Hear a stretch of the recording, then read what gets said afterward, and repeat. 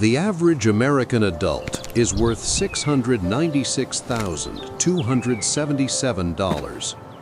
That number makes the United States the second richest country on Earth, beaten only by Switzerland.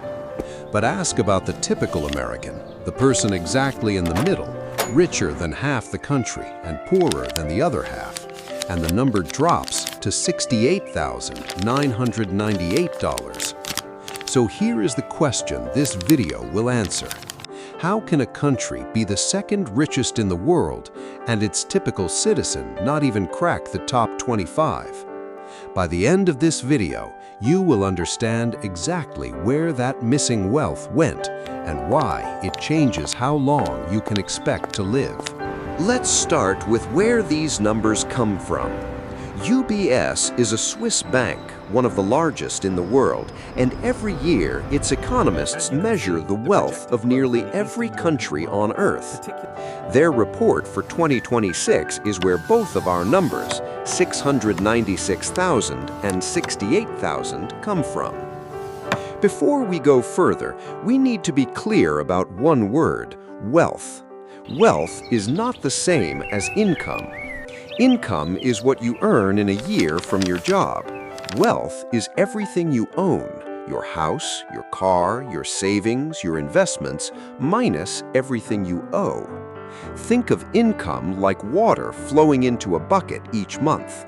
Wealth is how much water is already sitting in the bucket, no matter how fast or slow it is filling up.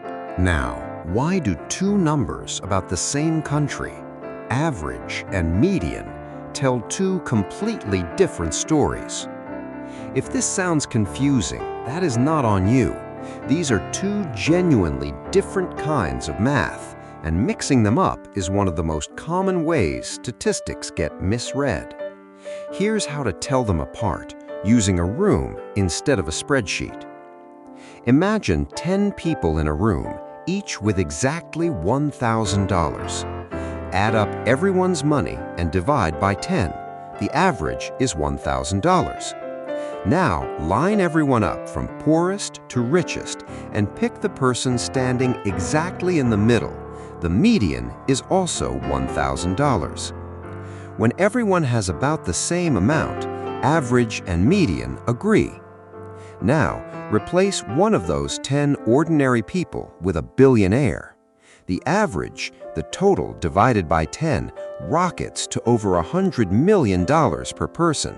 But the median, the person standing in the middle of the line, barely moves because 9 out of 10 people still have close to $1,000.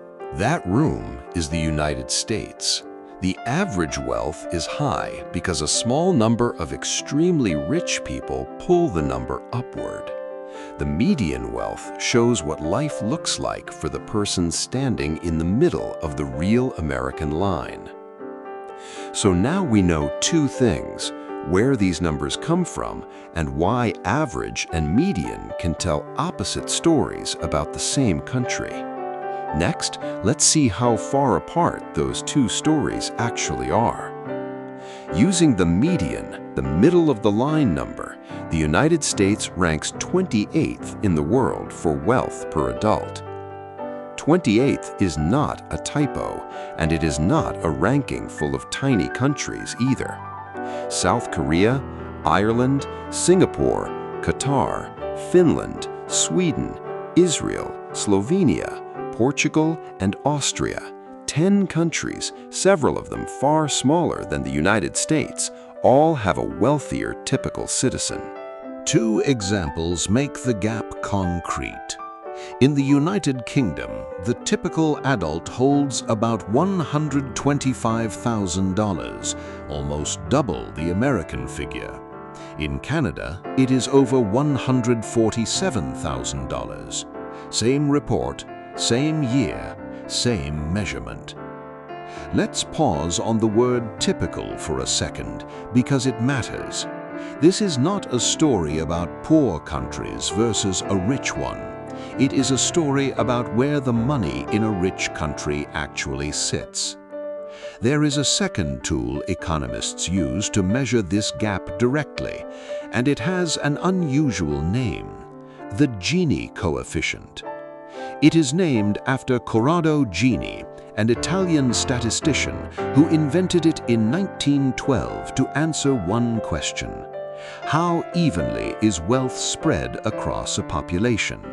Picture a scale from 0 to 1. 0 means every single person in a country owns exactly the same amount, perfect equality. 1 means a single person owns everything and everyone else owns nothing. It's like a classroom pizza party. A Gini score of 0 is 1 equal slice per student. A Gini score of 1 is 1 student eating the whole pizza while the rest of the class watches. The United States scores 0.77. That places it as the 6th most unequal country UBS tracks, in the same range as Saudi Arabia, an absolute monarchy ruled by a single royal family. Only 4 countries score worse: the United Arab Emirates, Russia, South Africa, and Brazil. So the median ranking and the Gini score are really the same finding seen from 2 angles. America is rich on paper and unusually unequal in practice. The next question is simple: whose money is actually driving that gap? In July 2025, economist Gabriel Zucman of the University of California, Berkeley, put a number on exactly who is sitting in the billionaire seat in that room. He found that just 19 American families control 1.8% of all household wealth in the entire country. In dollars, that is 2.6 trillion. Numbers that size stop meaning anything on their own, so here is a way to feel it. If you spent $1 every single second, non-stop, day and night, it would take you about 82,000 years to spend $2.6 trillion. 19 families hold that much. This is the billionaire in our 10-person room, restated at national scale. 19 families are a major reason the average American's wealth, $696,000, is roughly 10 times higher than the median American's wealth of $68,000. It is easy to treat a statistic like this as just a number on a screen. But concentrated wealth does not stay abstract. It shows up in how long people actually live. In April 2025, researchers at Brown University published a study in the New England Journal of Medicine, one of the most respected medical journals in the world. They tracked over 73,000 adults across the United States and Europe for 10 years. At every wealth level, Americans died sooner than Europeans. Here is the moment where the pieces click into place. Even the richest Americans in the study, people who could afford almost anything, had survival odds no better than the poorest people in Germany, France, and the Netherlands. Money bought them almost nothing extra because the system around them is the same system everyone else lives in. One reason sits inside the healthcare system itself. According to the OECD, a group of the world's wealthier economies that tracks data like this so countries can be compared fairly, the United States spends 17.2% of its entire yearly economic output on healthcare. That yearly economic output has a name: Gross Domestic Product, or GDP for short. It simply means everything a country produces and sells in one year. Other wealthy nations spend an average of 9.3% of their GDP on healthcare, and yet about 8% of Americans still have no health coverage at all, versus roughly 2% across most of these other countries. It is like paying the highest subscription price in the store and still getting logged out of the service more often than almost anyone else. This is not only a story from the past. In 2025, the sitting United States President, Donald Trump, personally earned about $636 million from a cryptocurrency token launched under his name, part of $1.4 billion he made from crypto ventures that year. A meme coin, like this one, is a cryptocurrency, a kind of digital money that exists only on computers, created more as a joke or a symbol than for any practical use. In that same period, close to 1 million ordinary people who bought that same token lost a combined $3.8 billion. It is the same room, the same 10 people, the same billionaire, just wearing a different, more modern costume. The concentration we have been describing is not a historical artifact. It is still happening in real time.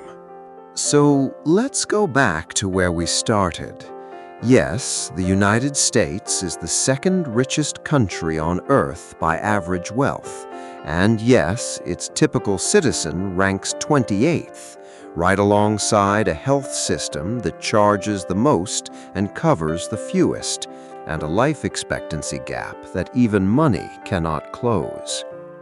Both of those facts are true at the same time because they are not measuring the same thing. One measures the room's total, the other measures the person standing in the middle of it. The real question this raises is not whether this gap exists, the numbers already settle that. It is whether a country can stay stable while that gap keeps growing. The story didn't change. The frame did. If you enjoyed this video, hit like and subscribe so you don't miss the next ones. And let me know in the comments what you think. It helps me figure out what to cover next.